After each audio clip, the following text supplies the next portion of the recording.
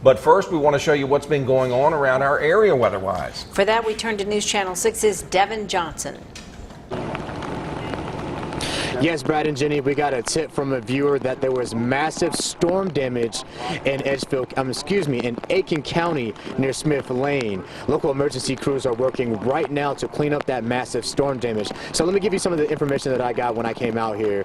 Captain Troutman with Eureka Fire Department says Smith Lane is shut down until further notice, and Springfield Church Road is shut down from Stable Drive to Westow Road. There are multiple trees down on the roadway and on several homes, and some campers are overturned. And there's a barn in the middle of Smith Lane, which you can see in our footage that we shot. Captain Troutman also says there are no injuries reported at this time. He encourages drivers to stay off those roads until county maintenance clears them up.